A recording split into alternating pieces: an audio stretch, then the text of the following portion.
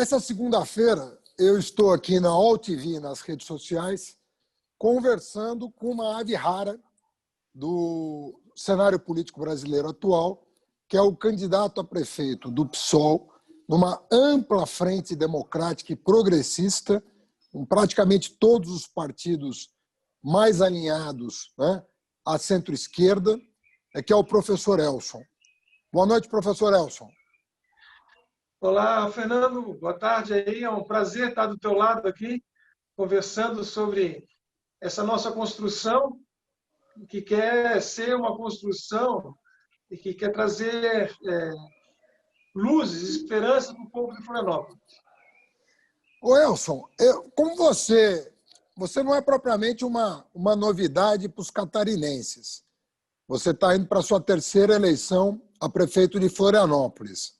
Mas você, pela tua forma de agir, pelos compromissos que você assumiu, pela forma que você adotou de fazer política, você acabou ganhando uma projeção muito grande, chamando a atenção dos políticos do país em torno do fato de que você reúne em torno da sua candidatura, na minha opinião, o melhor programa de governo que Florianópolis pode ter, mas a melhor coalizão que a gente assiste no Brasil de hoje. Um Brasil muito complicado, muito retrógrado, muito obscurantista, negacionista. De repente aparece você como uma novidade nesse sentido, né? Você tem uma militância já histórica, mas no sentido de mostrar, de dar o exemplo de como as coisas podem ser, de como as coisas podem acontecer. Eu queria que você contasse para quem está nos assistindo um pouco da trajetória, da tua trajetória em primeiro lugar, né, da onde você saiu, onde você está, para, na sequência, você explicar um pouco a história recente dessa coalizão em torno do teu nome. Eu queria começar com o teu passado mais longínquo e trazer para a tua experiência mais recente. Então, Fernando, eu sou professor da Universidade Federal de Santa Catarina há 27 anos, na área de planejamento urbano. E, antes de me filiar ao PSOL, era muito chamado para os debates públicos da cidade sobre as questões urbanas, principalmente a questão de mobilidade. Em 2009, eu resolvi me filiar ao PSOL para indicar a minha posição política, marcar a minha posição política. Eu já fazia todo um trabalho em nível nacional junto à Associação Nacional de Planejamento Urbano e Regional, da qual eu fui secretário executivo. E 2 anos depois, eu fui convidado pelo pessoal de Florianópolis para ser candidato a prefeito aqui. E era um momento que o pessoal ainda estava numa construção muito inicial aqui em Florianópolis. Nós não tínhamos praticamente muitos filiados, e era uma construção partidária. E naquela eleição, a gente fez um debate muito interessante com a cidade, a gente dialogou com a cidade, e apesar da imprensa apresentar os números que nos davam 1%, 2% dos votos, quando se abriram as urnas, nós estávamos com 15% dos votos. E aí é que as pessoas começaram a prestar atenção um pouco nessas propostas, né? Viram que havia uma Isso foi em 2012? Em 2012, sim. Em 2012, que nós chegamos a 15% dos votos. Em 2016, nos apresentamos de novo, e aí faltou 4% para nós chegarmos no segundo turno, né? Foi para o segundo turno o atual prefeito na época, candidata, hoje deputada federal, Ângela Amin, com toda uma tradição dos Amins aqui, e quase fomos para o segundo turno. Então, o que nós percebemos, aí já entrando na segunda parte da questão, é que tanto em 2012 quanto em 2016, a esquerda não foi para o segundo turno porque estava dividida. Se nós somássemos, né, os votos dos candidatos do campo democrático popular, tanto em 2012 quanto em 2016, nós chegaríamos ao segundo turno. O que aconteceu é que chegamos em ambas as eleições, diante de dois candidatos representantes da elite local, né? A gente brinca, escolher entre a Coca-Cola e a Pepsi-Cola, um pouco mais de açúcar, menos açúcar, mas que representava a mesmíssima coisa. E a esquerda ficou sem opção. As eleições de 2018, num estado que elegeu o governador do PSL com 75% dos votos, né? Nós fizemos uma marcha do Ele Não, ainda no primeiro turno, maravilhosa, muito marcante na cidade. E quando nós vimos, no primeiro turno, que a esquerda, mais uma vez, estava separada, nós resolvemos nos unir para o segundo turno, já para a eleição de 2018, em torno do Teu Nome. Então, todos os partidos do campo democrático popular, se eu tivesse no primeiro turno aqui 14%, e a somatória dos partidos de esquerda chegou a 30%. Pois nós nos unimos, fizemos campanha em torno do Teu Nome e chegamos exatamente aos 34%, né? Mostrando que havia possibilidade da unidade. Nós, do campo da esquerda, que estávamos juntos nas lutas pela educação, nas lutas contra a PEC 95, em todas as lutas nacionalizadas, a gente estava junto. Chegava na eleição, estávamos separados. E percebíamos, já lá em 2018, que as eleições de 2020, Fernando, poderia ser muito perigosa do ponto de vista de aumentar a permeabilidade do bolsonarismo no Brasil inteiro, nos 5.600 municípios, nas câmaras de vereadores, e dissemos assim, é preciso que em 2020 nós nos apresentemos juntos, em unidade. Começamos então lá em 2018, depois das eleições, uma série de reuniões com muita boa vontade de muita gente dos partidos. Quero dizer que houve aí uma concertação por parte de muitos dirigentes que a intenção de não olhar para o retrovisor, porque todos nós temos algum senão em alguma eleição, disse, não vamos olhar para o retrovisor e vamos focar na cidade e vamos focar na conjuntura nacional. Então havia uma dupla motivação, né? Expectativa. Uma expectativa local de muita gente, inclusive, que não era ligada a partidos, mas que pedia, que solicitava que e o mesmo tivesse aqui, né? Todos os partidos mandaram lideranças nacionais aqui, falando sobre a importância de estarmos juntos. E hoje estamos colhendo um pouco esses frutos, né? Graças à generosidade, inclusive, dos partidos que estão juntos, indicaram por unanimidade o meu nome.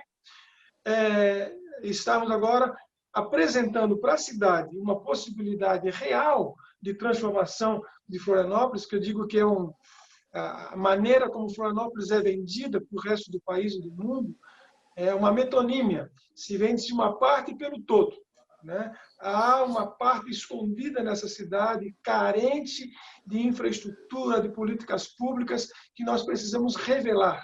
E é essa motivação que nos traz aqui nesse momento. Elson, quantos partidos estão unidos em torno do teu nome hoje? Tua coligação.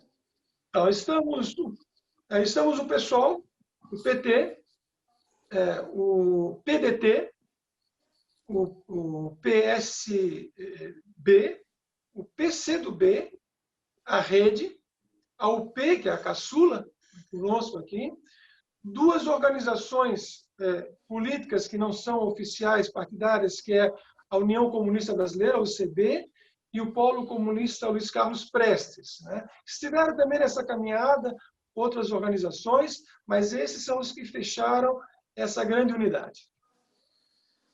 O povo de Florianópolis... 7 partidos e 9 organizações. Eu acho que o povo de Florianópolis, só de estar te ouvindo aqui, já está com lágrimas nos olhos, viu? Porque emociona ver um Brasil tão sem esperança. Olha, hoje é difícil, eu estou falando por mim, a gente tem a obrigação, a gente que está na vida pública, de jamais você abrir mão do sonho de uma nação. A gente está na vida pública não é para vender ilusão, é para vender um sonho realizável, um projeto que seja consistente, que seja inclusivo. Então, a gente não tem o direito, né, de ser pessimista. Agora, você está apresentando uma possibilidade, uma espécie de laboratório, numa cidade tão importante quanto Florianópolis. Você está montando aí um laboratório de uma engenharia política, primeiro assim, de alto nível, que não tem ninguém que destoie aí em relação ao campo que representa. Você pode estar mais para cá ou mais para lá, mas todo mundo sabe jogar bola nesse campo. E tem diria aí, 99,9% os mesmos objetivos. Talvez uma ou outra divergência nos meios para atingi-los, mas jamais nos objetivos, né? Sobre saúde, educação, etc. Né? Em segundo lugar, eu acho que Florianópolis está há muito tempo sem uma experiência progressista.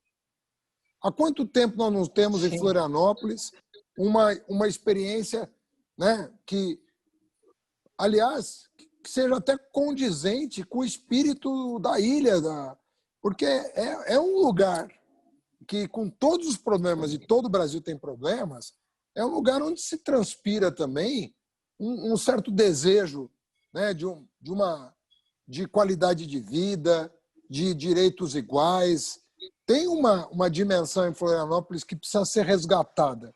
Há quanto tempo não se tem um governo com essa visão mais progressista?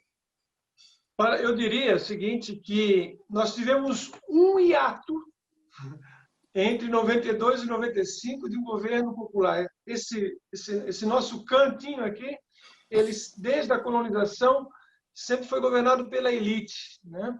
Então, nós tivemos esse hiato com o governo do Sérgio Grando, e o vice era do PT, o companheiro Afrânio Beaupré, que governaram, e até hoje, Fernando, até hoje, nós colhemos frutos desse governo popular lá dos anos 90. Para ter uma ideia, foi somente nos anos 90 que as comunidades que moram nos morros de Florianópolis tiveram acesso a ônibus, por exemplo. Até então não tinha, né? E uma série de outros ganhos, né? O olhar dos governantes de Florianópolis é sempre um olhar de frente para o mar e de costa para o morro, sabe? E nós temos aqui mais de 60 comunidades empobrecidas na cidade. Só para você ter uma ideia, o município tem 500 mil habitantes, e cerca de 100 mil habitantes hoje recebem auxílio emergencial. Só para você ter uma ideia da proporção que é isso, que se esconde, né, no município de Florianópolis, atrás da ideia da Ilha da Magia, né? A Ilha da Magia, ela é parcial, ela é para alguns. Agora, Elson, você dá aula em que faculdade da Federal? Então, eu dou aula na Universidade Federal, no departamento de Geografia. A minha Departamento de formação Geografia. a minha formação é em urbanismo, eu sou urbanista, também dei aula na pós-graduação da arquitetura e urbanismo, né? E trabalho na pós-graduação da geografia, no doutorado e mestrado, e na graduação também. Então, ali a gente vai tentando desconstruir um pouco essa ideia do planejamento como é feito no Brasil, um planejamento excludente, um planejamento que tem como valor a autoexclusão, né? Todo mundo quer morar em condomínio fechado, quando isso destrói a cidade, claro, que naturaliza a exclusão imposta, né? Ou seja, não, é pobre, tem que morar lá mesmo. Então, há uma autossegregação como valor e uma segregação imposta como algo naturalizado. É isso que a gente tenta desconstruir, né? Tem uma ideia, nós tivemos aqui em Florianópolis, durante o programa Minha Casa Minha Vida, um fato sui generis, né? Nós somos a única capital do país que não solicitou recursos para implantar Minha Casa Minha Vida faixa 1 em seu território. Que loucura! Porque naturalizou que os pobres não podem morar aqui, tem que morar na periferia dos municípios conurbados com Florianópolis. Então, isso é só um fato que ilustra, mas que em outros campos, no saneamento, mesmo, né? na assistência social, nos recursos públicos, se repetem nós chamamos aqui de inversão, né, dos investimentos, né? Investimentos A ideia, regressivos. a ideia é gentrificar a ilha, né?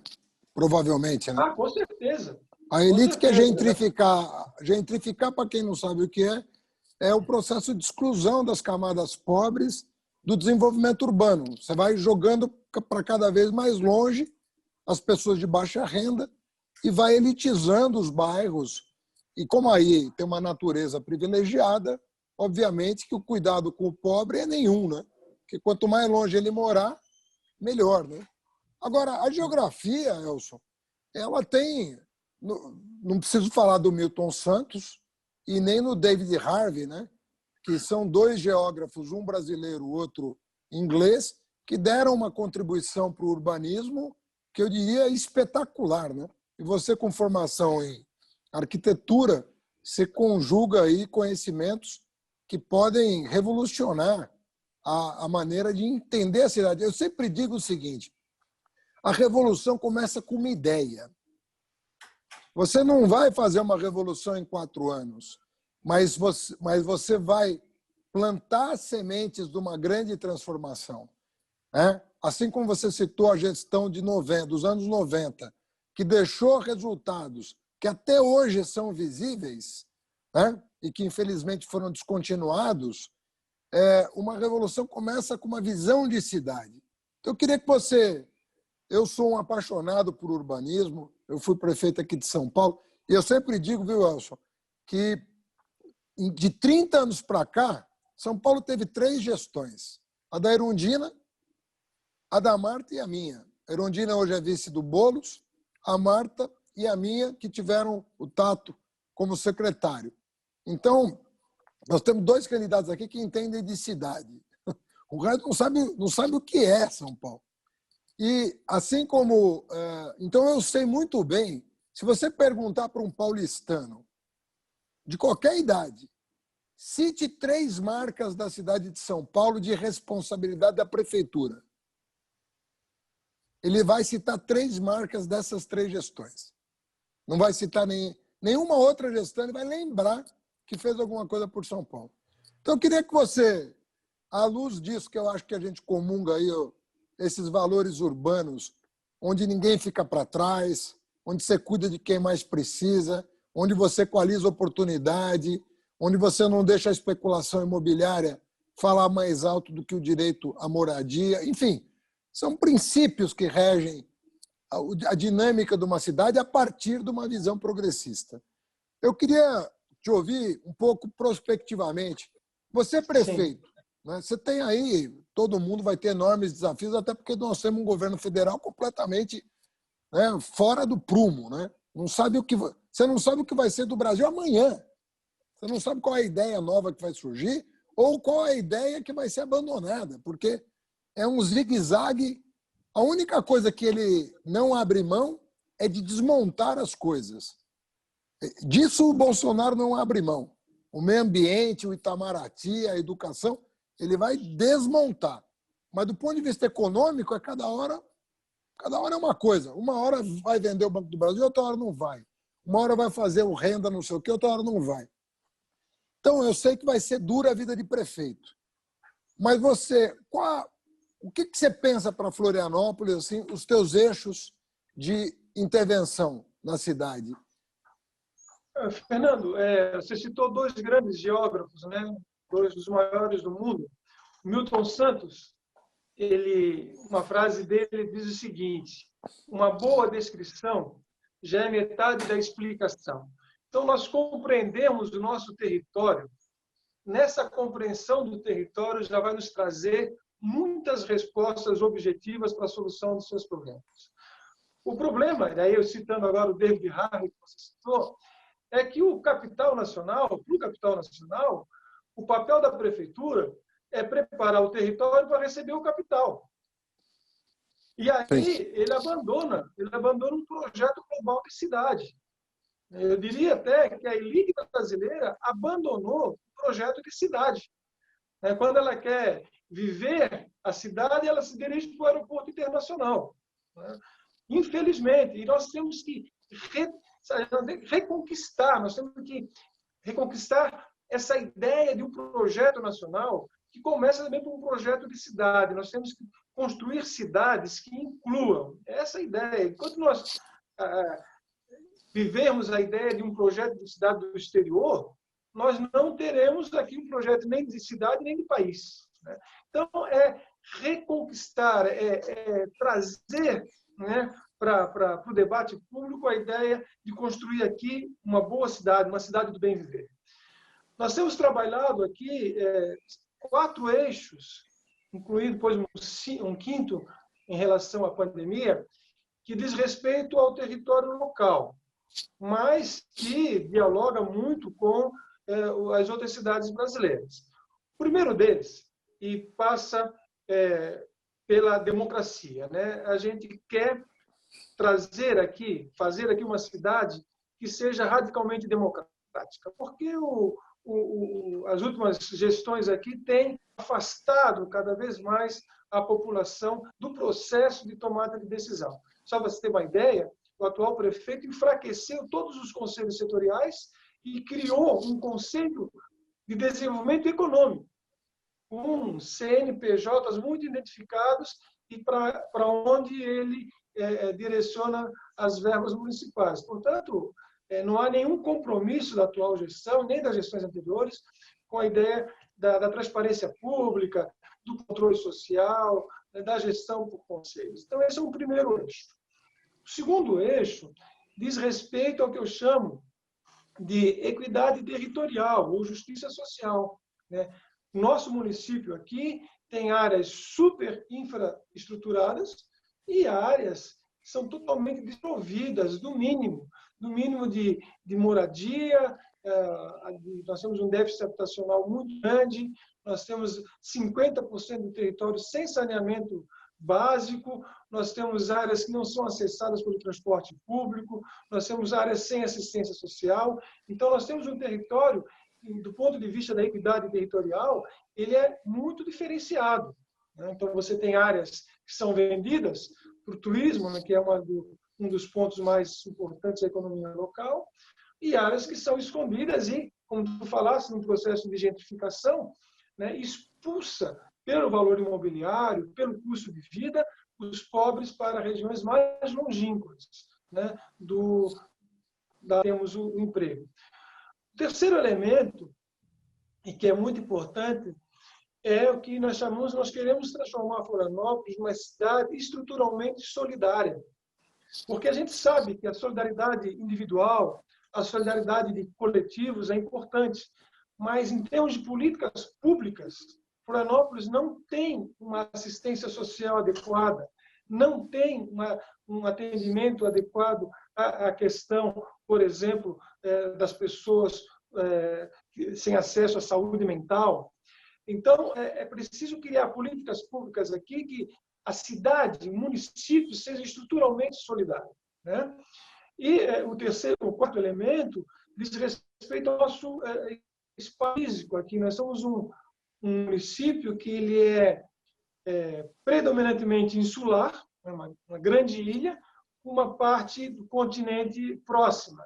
Essa ilha é uma área muito frágil do ponto de vista ambiental. Nós temos manguezais, nós temos morros íngremes, dunas, que precisam ser protegidos, né? Senão, a especulação imobiliária, que é o outro eixo aqui da economia, ela vai avançar sobre essas áreas. E agora, com a medida do CONAMA, do nosso ministro do Meio Ambiente, ele fragilizou ainda mais, né, a proteção dessas áreas.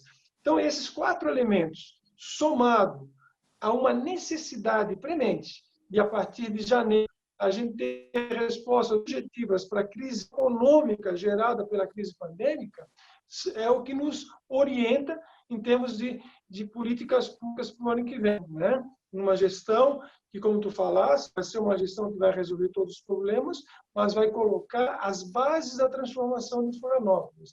Uma cidade que inclua, uma cidade que combata a segregação socioespacial, uma cidade que tem em seus espaços públicos lugar de sociabilidade, de convivialidade, lugar em que o transporte público seja democratizado, inclusive no seu financiamento. Hoje, quem financia o transporte público em Florianópolis é apenas o seu usuário, né? Então, é preciso que, coletivamente, a gente financie esse transporte público, inclusive pensando futuramente numa tarifa zero, como o querido Lúcio Gregory, né, muito defendeu aí em São Paulo. É uma cidade que respeite o seu meio ambiente. Nós temos aqui praias belíssimas, que a metade hoje a gente não pode usar porque são praias poluídas. Então, transformar a cidade a partir da ideia da justiça social, da equidade territorial, da inclusão, do espaço público, da não segregação, é um modelo de cidade que a gente precisa encampar não só em Florianópolis, né, mas com certeza em todas as cidades brasileiras. Agora, Elson, obviamente eu estou participando da formulação dos planos de governo, né, dos candidatos do PT, ou que o PT apoia, óbvio, né? E, obviamente, que essa etapa já está vencida. E uma das preocupações que eu notei no Brasil inteiro é com as duas áreas que foram frontalmente afetadas da parte do serviço público, que é, em primeiro lugar, uma quantidade enorme de procedimentos que foram estocados na área da saúde. Por quê? Estão totalmente represados. Para você enfrentar a pandemia, e muito mal enfrentada, por sinal, estamos com quase 150 mil mortos, fora a subnotificação, muitos procedimentos, cirurgias eletivas, exames de imagem, exames clínicos, consultas com especialistas, tudo isso foi suspenso.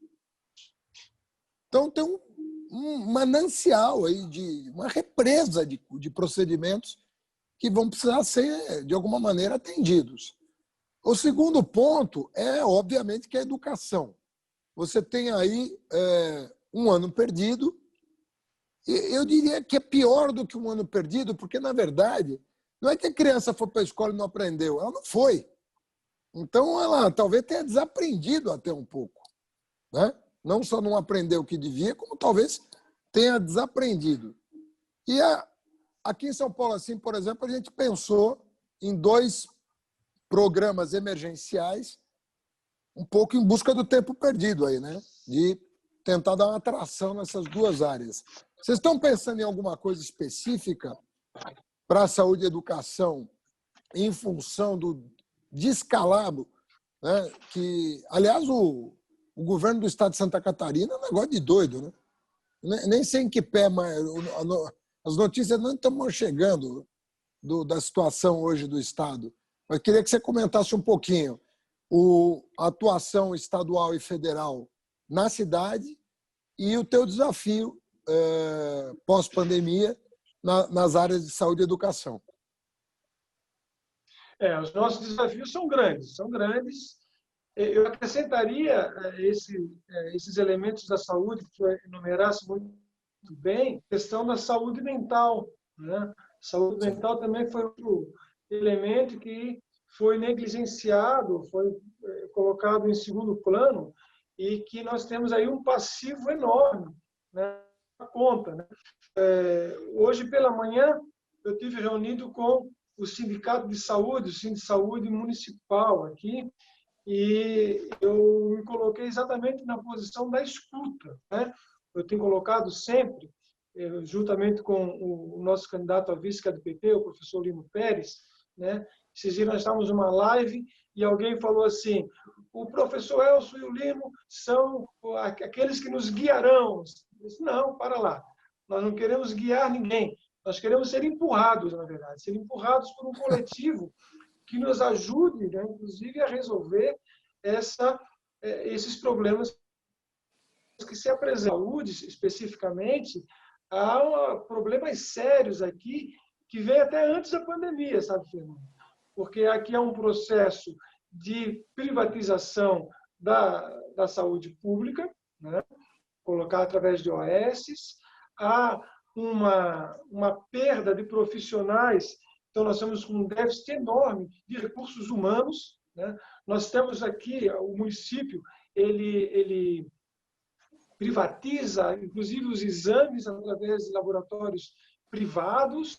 Então, há um grande desperdício dos recursos públicos através de uma gestão que não valoriza o serviço público, que não valoriza o servidor público e nem uma estrutura pública para dar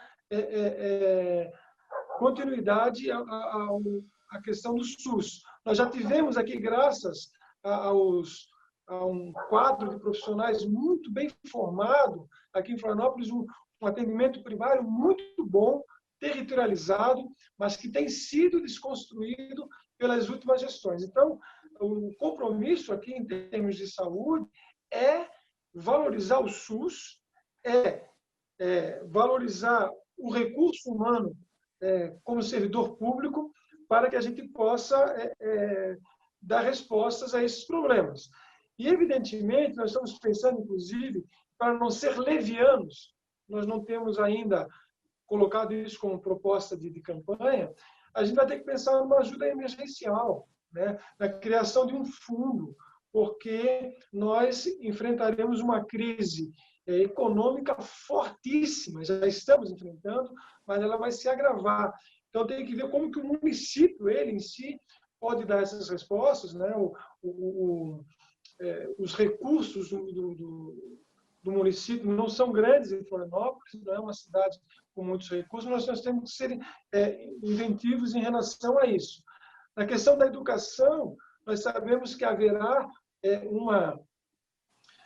uma saída em grande escala de alunos, de crianças, adolescentes da classe média do setor privado indo para o setor público, né? Então, nós teremos que dar respostas, né? Porque o nosso sonho seria uma universalização da educação pública, porque, através da educação pública, vários outros elementos iriam a reboque, inclusive urbanísticos, né? A gente sabe que os problemas de deslocamento na cidade e que causam congestionamento não se dá por causa da escola pública, que ela se orienta pela proximidade, mas pela escola privada, que se orienta por outros critérios, aí causam grandes necessidades de deslocamentos e grandes congestionamentos. Então, temos que trabalhar não só a questão do ambientístico, como também do próprio recursos humanos nessa área. E do ponto de vista político de Santa Catarina, né, nós estamos passando aqui numa situação que parece um filme muito antigo, chamado Kremer versus Kremer, em que a direita está contra a direita disputando o governo do Estado, né? O governador do Estado, que é do PSL,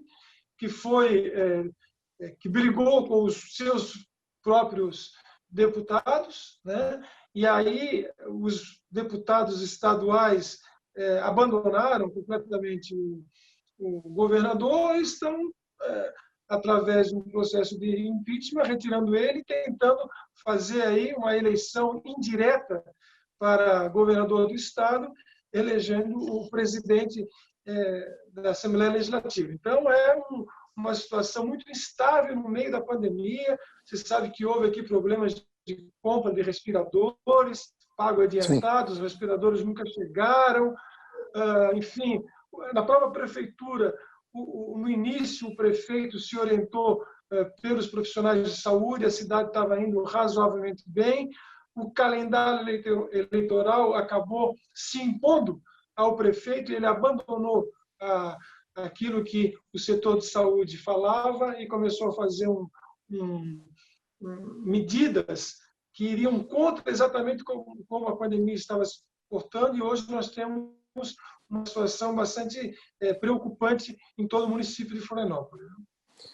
Não sei se você reparou, Elson, obviamente que sim, pergunta mais retórica, mas quanto mais bolsonarista o governador, mais rápido ele caiu. Você vê Santa Catarina e Rio de Janeiro, né, são hoje estados desgovernados, os dois governadores estão pela hora da morte, aí a qualquer momento podem cair. Os governos, na verdade, são governos que não funcionam desde a posse. Né? Você veja lá o Zema, em Minas Gerais, não tem um processo de impeachment, mas o Minas Gerais hoje é um estado que não vai para lugar nenhum. Ele não tem protagonismo nenhum, ele não sabe o que fazer com o estado, ele não tem uma visão de coisa pública, né? E, obviamente, que o Bolsonaro só não está numa situação pior porque está bloqueando as investigações contra a família, né? Ele está fazendo de tudo, instrumentalizando o Supremo, a polícia, tudo, né? Para o judiciário, para evitar que as investigações prosperem contra a sua família. Então, nós temos aí Tem um outro elemento aqui de Santa Catarina, do governador, é que foi alguém que chegou ao governo do Estado, ou seja, um cargo mais importante da política, negando a política. Ou seja, negando a política como forma de desenvolver políticas públicas. Então, isso é um contrassenso que não se sustenta, né? Exatamente. Ou nós construiremos um país pela política ou não construiremos. Não, e tá aí você vê que o Bolsonaro foi cobrado por um correligionário sobre as atitudes dele que contrariam, como óbvio, né, todo o discurso de campanha, e ele falou: eu preciso governar, meu filho. Ou seja, o Brasil foi levado a imaginar pela imprensa que um sujeito com 28 anos de desserviço na Câmara dos Deputados poderia ser presidente da República. O preço que esse país vai pagar, não é possível nesse momento estimar. As pessoas ainda não têm a menor ideia do preço, do custo Bolsonaro. Vai ser uma geração de trabalho para repor a destruição que está sendo feita no Brasil. É um negócio muito sério. Uma destruição de toda a estrutura que foi estabelecida em áreas estratégicas, né? Por exemplo, a área da reforma urbana, conhece muito bem, né? Tudo que foi construído desde de 2003 para cá foi completamente já agora desmontado, né? Todos os conselhos, todos os programas. Eu fui conselheiro durante 2 mandatos no Conselho do Fundo Nacional de Habitação de Interesse Social, né? Então, esse conselho foi extinto, as nossas cidades tiveram seus problemas urbanos agravados e nós não temos um projeto para cidades, né? Então, como a gente vai reconstruir isso vai levar ainda muito tempo depois que acabar esse desgoverno, né? Deixa eu te perguntar uma coisa, Elson, que é uma curiosidade pessoal de professor universitário aqui. Nós estamos vivendo um momento muito difícil na Universidade de São Paulo, que é uma universidade estadual pública. A USP vai perder um caminhão de dinheiro porque o governador do Tucano aqui, o Dória, resolveu passar a mão no dinheiro das universidades para fechar o caixa do Estado. Uma coisa sem precedente.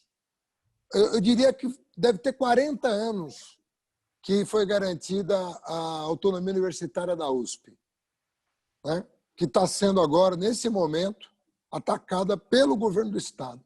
E com a complacência da imprensa.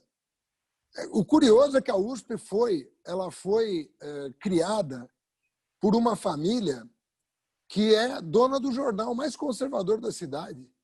E nem esse jornal é capaz de defender a universidade num momento delicado como esse, né? É um negócio... Quem não conhece o Júlio de Mesquita, né? Que foi um dos fundadores, um dos idealizadores da USP, né? E aí estão os seus descendentes que não abrem a boca diante do desmonte que a USP está sofrendo.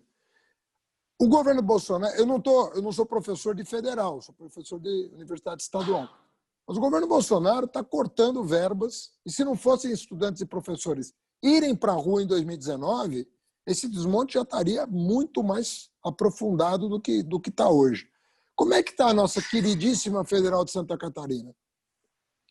Ela se insere no contexto das outras universidades federais, na verdade, né? Há uma reorientação do ponto de vista da educação brasileira, né? Nós estamos agora aí com outro ministro, mas que não difere em muito. Talvez o outro fosse mais midiático, que saiu, né? Mas nós estamos com um desmonte, principalmente das áreas mais humanistas, né? e um país, né, que quer se construir como uma identidade nacional, que não reconhece, por exemplo, a história, a filosofia, a geografia, essas áreas como áreas importantes para o seu desenvolvimento, ele vai criar uma funcionalização, né, do processo de desenvolvimento nacional e não vai se repensar enquanto país, né? Então, eu era coordenador do programa de pós-graduação até ano passado e não há mais bolsas para as áreas humanas, né? O CNPq e a CAPES estabeleceram linhas de critérios de concessão de bolsas que, se não tiver relação com as áreas tecnológicas, não tem bolsa, né? Então, eu que tive sempre uma formação pública, eu sou filho de escola pública, depois fiz mestrado, doutorado no exterior com verba do CNPq e CAPES, sei da importância que tem esse financiamento para a universidade. Então, a universidade está sendo sucateada, mas mais do que isso, ela está perdendo o seu caráter de universidade e virando elementos funcionalizados para o capital, né? Então, é outro prejuízo que teremos a longo prazo e que também levaremos muito tempo para reconstruir. Elson, você vislumbra a possibilidade de, na condição de prefeito, estreitar os laços da prefeitura com a universidade em proveito de um projeto de desenvolvimento, somando forças ali, mobilizando a inteligência que sobra na Federal de Santa Catarina? Nós somos duas grandes universidades públicas dentro do município, né? A Universidade Federal de Santa Catarina, que tem quase 50 mil pessoas em torno dela. Eu estou falando de uma cidade de 500 mil habitantes, né? É impressionante. E temos mais a Universidade de Desenvolvimento do Estado de Santa Catarina, que é o UDESC, e, com certeza, quer dizer, a primeira visita institucional que eu fiz, logo depois da Frente Democrática por Floripa definiu meu nome, foi ao reitor Ubaldo, dizendo que a universidade será, sim, um interlocutor privilegiado. A segunda visita foi ao reitor da Universidade do Estado de Santa Catarina. E hoje, eu falando com o pessoal da saúde, eles disseram: olha, professor, nós temos que ser um grande canteiro para recepcionar os estagiários da área de enfermagem, da área da medicina, da área da odonto, porque nós temos um campo imenso que não é explorado. E todo o saber científico produzido, né, nós somos hoje um polo tecnológico, desenvolvimento tecnológico que já supera, inclusive, o turismo em Florianópolis. Nós temos, para ter uma ideia, Florianópolis é hoje a maior produtora de ostras do Brasil, com semente desenvolvida dentro da universidade. Então, nós temos hoje uma capacidade instalada. Eu te digo, Fernando, eu não terei menor dificuldade de constituir aqui um secretariado que terá nível de ministério, sabe? Porque a capacidade instalada nessa cidade em todos os campos de conhecimento é muito grande e tenho certeza que nós temos, eu falei esses dias que nós temos que resgatar Florianópolis para o século XXI, porque ela ainda é administrada a partir da ideia de asfaltar e clientelista, então, que está lá no início do século XX. Então, nós temos que resgatar Florianópolis para o século XXI. Eu perdi tua imagem aí, aconteceu alguma coisa ou não? Você está me vendo? Estou te vendo. Tá, agora voltou. Elson, eu queria agradecer imensamente esse papo, te conhecer melhor. Eu falo isso com muito orgulho, viu? Você se tornou uma referência nessa eleição pela brilhante gestão política que vocês fizeram, todos os partidos, em torno de um projeto progressista para uma cidade que está há quase 30 anos esperando uma boa nova na administração municipal.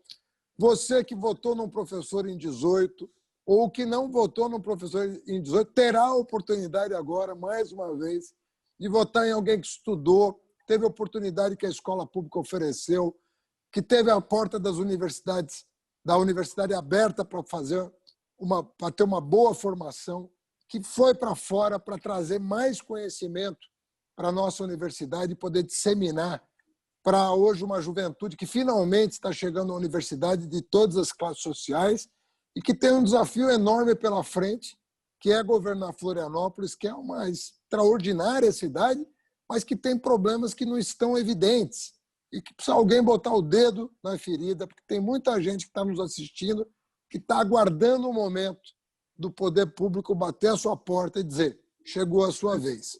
E o Elson vai dar, se Deus quiser, no dia 1º de janeiro, essa boa notícia para os moradores de Florianópolis, essa cidade encantadora, mas que precisa ser cuidada por quem se preparou para isso.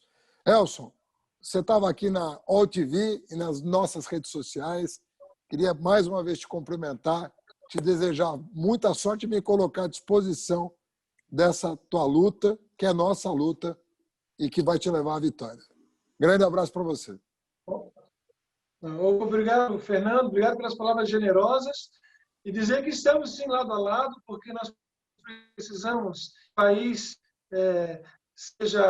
tenha um desenvolvimento social condizente com o seu povo, condizente com a sua história. Obrigado pela oportunidade. Um grande abraço. Boa noite a todos.